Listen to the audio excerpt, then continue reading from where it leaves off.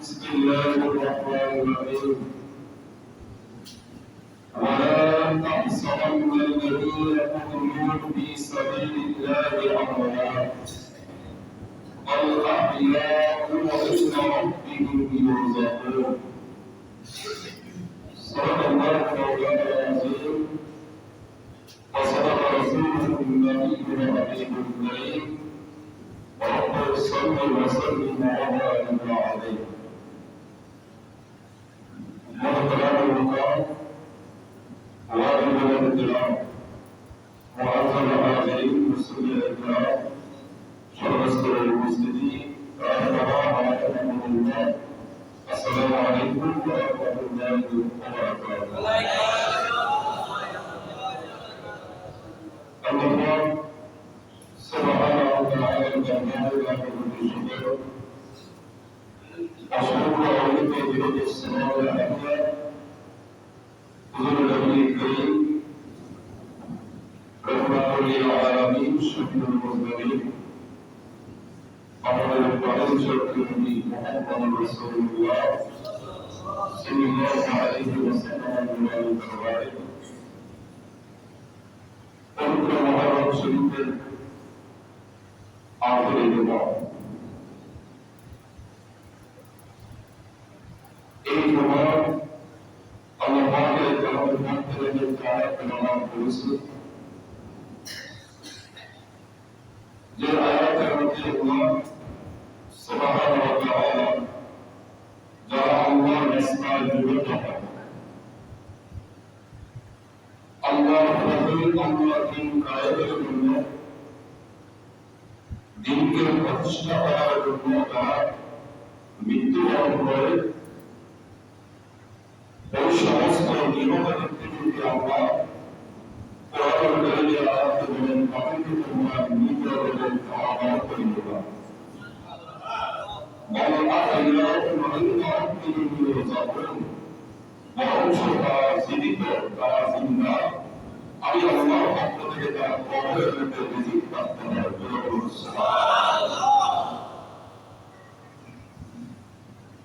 আল্লাহর রাস্তা যারা মৃত্যুবরণ করে আল্লাহ তাদেরকে জিন্দা হয়েছে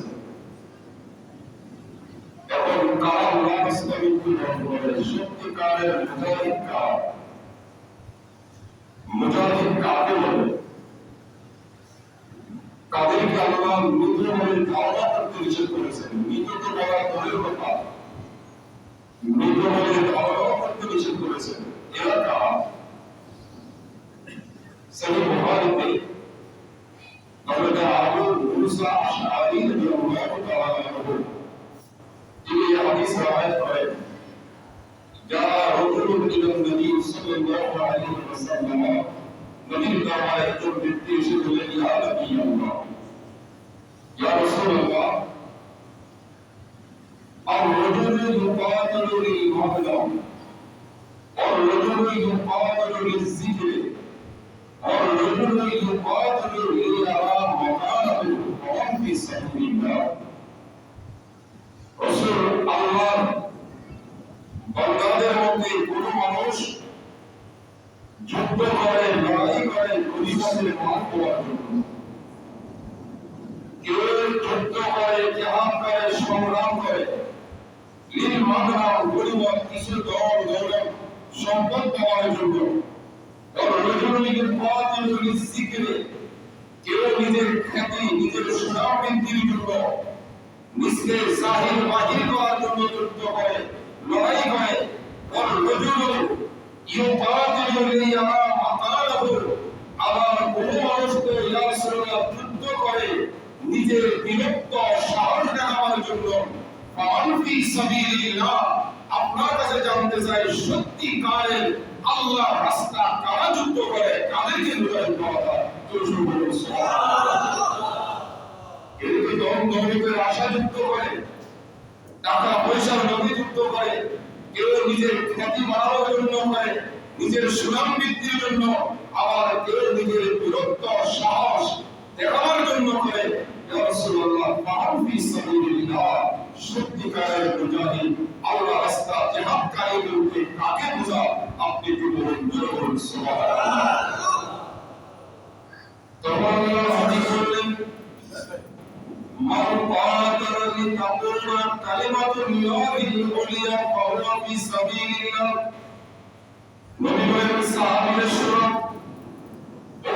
তোমরা শুনে রাখো, যে আল্লাহর বান্দা লিতাকুনা কালিমাতুল্লাহিল উলিয়া, যারা আল্লাহর কালিমাকে প্রতিষ্ঠা করার জন্য, যারা ঠিক মতকে প্রতিষ্ঠা করার জন্য যুদ্ধ করে, মুসলমান এরাই হচ্ছে প্রকৃত মুজাহিদ।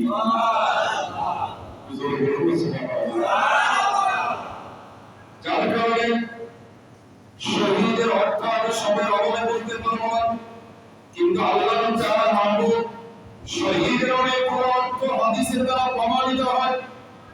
একটা অর্থ হলো শহীদের অর্থ উপস্থিত থাকা, যারা সত্যিকারের আল্লাহর রাস্তায় মুজাহিদ যারা শহীদ হয়, এর অর্থ হলো উপস্থিত হওয়া।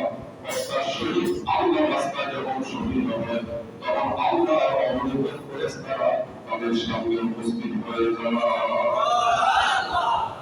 আর কারবালার ময়দানে 61 হিজরিতে 10 মুহররম শুক্রবার ময়দানে কারবালা আলে রাসূল নবীর পরিবারের যারা এজিদের বিরুদ্ধে যুদ্ধ করে, ওই ময়দানে কারবালা যারা শহীদ হয়েছেন, ওই কারবালার ময়দানে শুধু ফেরেশতা হাজির হয়ে যায়।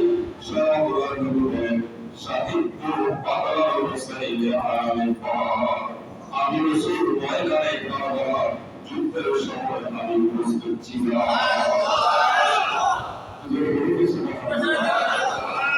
এমনিভাবে শহীদের আরেক অর্থ হলো কিছু পাওয়া।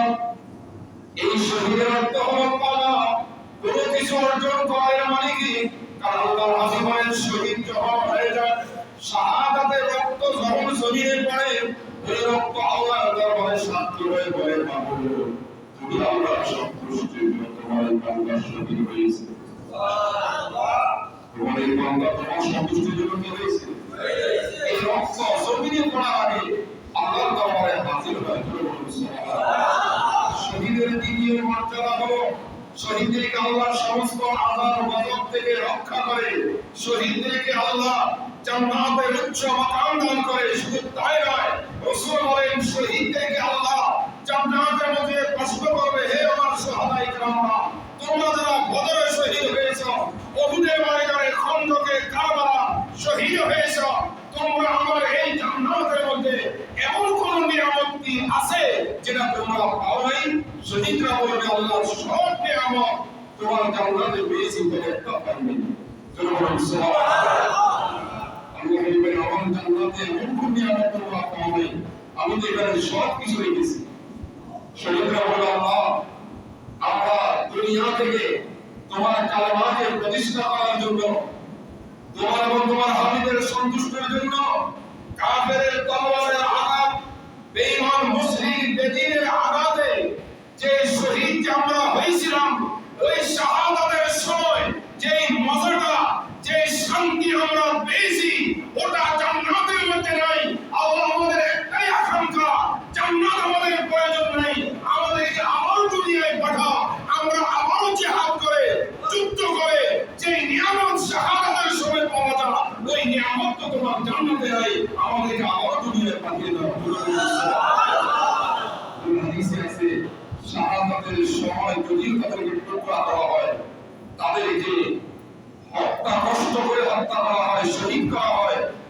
রাসূল বলেন প্রকৃত শহীদ যারা একটা পিঁপড়া কামড়ের যে ব্যথা ততটুকু ব্যথা একজন শহীদ অনুভব করে।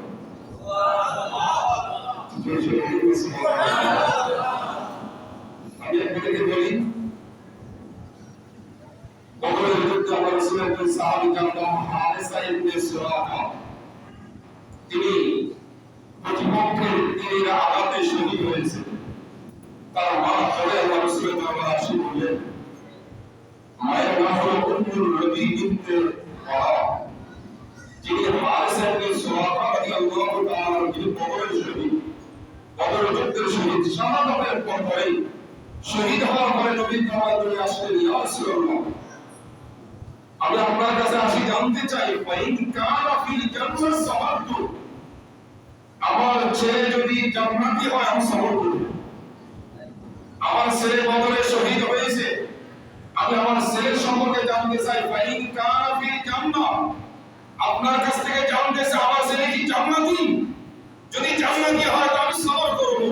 ফাইন কানা গায়রু যালিকা ইজতাহাদতু আলাইহি বিতাহি, যদি আমার ছেলে শহীদ হওয়ার পরে যদি জান্নাতি না হয় তাহলে সারা জীবন জান্নাত পাবে। জোরে বলেন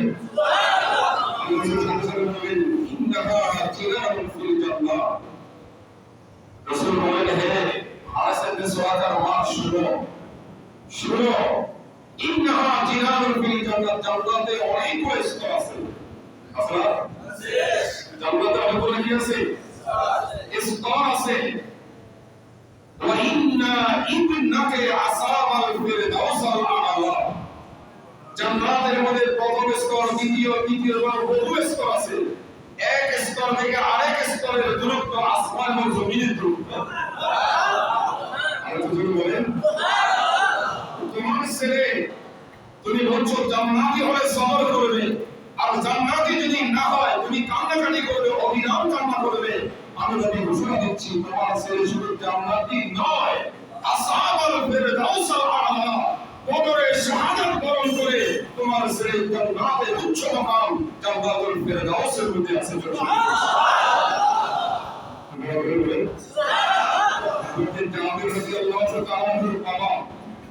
আব্দুল্লাহ ইবনে আমর রাদিয়াল্লাহু তাআলা যখন শহীদ হলেন, ওনার ছেলে হযরত জাবের আল্লাহর রাসূলের দরবারে আসি বলেন, ইয়া রাসূলুল্লাহ আমার বাবা তো শহীদ হয়ে গেলেন, কাঁদতেছে। আল্লাহর রাসূল বলেন, শুনো জাবের, তোমার বাবা শহীদ হয়েছে ঠিক আছে, কিন্তু তোমার বাবার এমন একটা নিয়ামত অর্জন করেছে যে নিয়ামত পৃথিবীর কেউ অর্জন করে নাই। কি হয়েছিল? আল্লাহর বান্দাদের মধ্যে, বান্দীদের মধ্যে যারা আল্লাহর জন্য শহীদ হয়েছে সবার সাথে আল্লাহ পর্দা আড়াল থেকে কথা বলেছে। বিনওয়াই হিজাব, মাঝখানে আড়াল ছিল, পর্দা ছিল। একমাত্র তোমার বাবা আব্দুল্লাহ ইবনে আমর, তিনি এমন একজন আল্লাহর বান্দা, আমি নবীর সাহাবী, যার শাহাদাতের পরে স্বয়ং আল্লাহ তার সাথে সরাসরি কথা বলেছে। এটাই হলো শহীদের অর্থ, হলো বিজদানুল শাই, আল্লাহর নিয়ামত প্রাপ্ত। অনেক নিয়ামত প্রাপ্ত হয়ে সংক্ষিপ্ত আকারে বলেছি যে সত্যিকারের দিনের জন্য, মিল্লাতের জন্য, মাযহাবের জন্য, আল্লাহর রাসূলের সন্তুষ্টির জন্য যারা মৃত্যুবরণ করে, এরাই হলো প্রকৃত মুজাহিদ, এরাই হলো প্রকৃত শহীদ। আর এদেরকে আল্লাহ কোরআনের কারীমে ঘোষণা দিয়েছেন, তোমরা এদেরকে মৃত বলে দাও এরা কি জীবিত ঘোষণাকার আল্লাহ। যাকে তাকে শহীদ করবেন না, তাকে শহীদের মর্যাদা দিবেন না। আমি সময়ের অভাবে বলতে পারছি না, ইনশাআল্লাহ আগামী জুমা সহ থাকলে প্রকৃত শহীদের মর্যাদা কি এবং তারা কি সম্মান আল্লাহর পক্ষ থেকে, রাসূলের পক্ষ থেকে পেয়ে থাকেন, এবং শহীদ না হয়েও কারা শাহাদাতের মর্যাদা পান, কোন মৃত্যুর মাধ্যমে শাহাদাতের মর্যাদা পান, সেটাও ইনশাআল্লাহ আগামী জুমা ইনশাআল্লাহ পরবর্তী জন্য সুযোগ দেন। আমরা মানছি আমরা তৌফিক ইল্লা বিল্লাহ। আসসালামু আলাইকুম ওয়া রাহমাতুল্লাহ। সুন্দরভাবে বলতে পারলে আমাদের জীবনে আসসালামু আলাইকুম।